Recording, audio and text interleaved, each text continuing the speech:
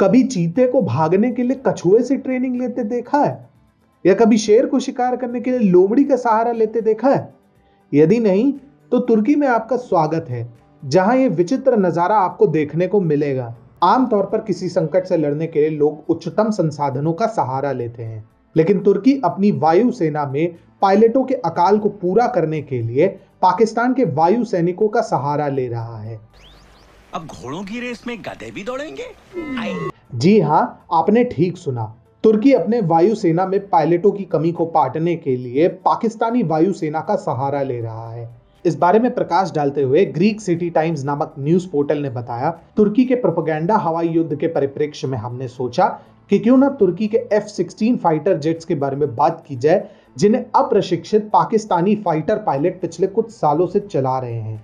इससे स्पष्ट पता चलता है कि तुर्की ग्रीस से मुकाबला करने के लिए कितना तैयार है। लेकिन भला पाकिस्तान तुर्की के जेट्स का इस्तेमाल कैसे कर रहा है, और आखिर क्यों तुर्की को पाकिस्तानी पायलट्स की सेवा लेनी पड़ रही है?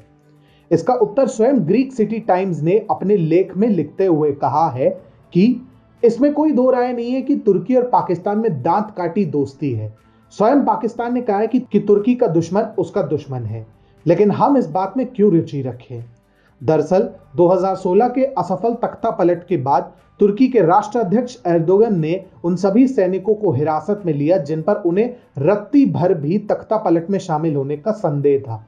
तुर्की को करीब 1350 पायलट्स की आवश्यकता पड़ती है और 2017 आते आते उनके पास 400 से भी कम पायलट्स थे। इसलिए उन्होंने पाकिस्तान की सेवा ली। प्रारंभ में वह चाहता था कि अमेरिका उसकी सहायता करे, लेकिन अमेरिका द्वारा पाकिस्तानी पायलट्स को तुर्की में ट्रेनिंग देने से मना करने के बाद तुर्की ने यह जिम्मेदारी स्वयं संभाल ली। मतलब कुछ भी। शायद तुर्की के वर्तमान प्रशासक इतिहास के बारे में कोई जानकारी नहीं रखते, वरना उन्हें पता चलता कि पाकिस्तान के पायलट्स को प्रशिक्षण देकर वे कैसे अपने ही पैर पर कुल्हाड़ी मार रहे हैं।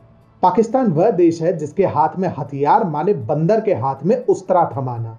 1967 में जब 5 अरब देशों ने मिलकर इजराइल पर धावा बोला, तो पाकिस्तान ने भी बहती गंगा में हाथ धोने के लिए अपनी वायुसेना को उस क्षेत्र में भेज दिया।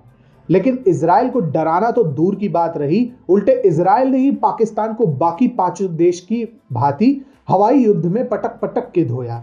इसके अलावा पाकिस्तान ने दशकों से अमेरिका से रक्षा सहायता के नाम पर अत्याधुनिक हथियार लिए हैं, परंतु उनका इस्तेमाल अधिकतर उसने भारत के विरुद्ध आतंकवाद को बढ़ावा देने या फिर युद्ध में इस्तेमाल हेतु ही किया है। उदाहरण के लिए पुलवामा हमले के बाद पाकिस्तान के बालाकोट पर स्थित आतंकी कैंप्स को जब भारतीय वायुसेना ने नष्ट किया, तो प्रत्युत्तर में पाकिस्तान ने भारत पर आक्रमण करते हुए अमेरिकी F-16 फाइटर जेट्स का इस्तेमाल किया, जिसके प्रमाण के तौर पर भारतीय सेना ने पाकिस्तान द्वारा असफल फायरिंग से बरामद हुए एमराम मिसाइल, जो कि केवल F-16 द्वारा प्रक्षेपित किए जाते हैं, प्रदर्शित किए। तुर्की की वर्तमान व्यवस्था को देखते हुए बचपन में सुनी एक कहावत जरूर याद आती है, अशरफिया लुटे कोयलों पर मोहर, यानी सही चीज छोड़कर दोयम दर्जे की वस्तुओं पर जरूरत से ज्यादा भरोसा करना। किसी संकट से लड़ने के लिए कोई देश उच्च से उच्चतम साधन का उपयोग करता है, लेकिन तुर्की अपनी रक्षा क्षमता को बढ़ाने के लिए पाकिस्तान का सहारा ले रहा है। लेकिन यह स्वाभाविक भी है, क्योंकि आर्थिक तौर पर अब दोनों देशों में जल्द ही कोई विशेष अंतर नहीं रहने वाला।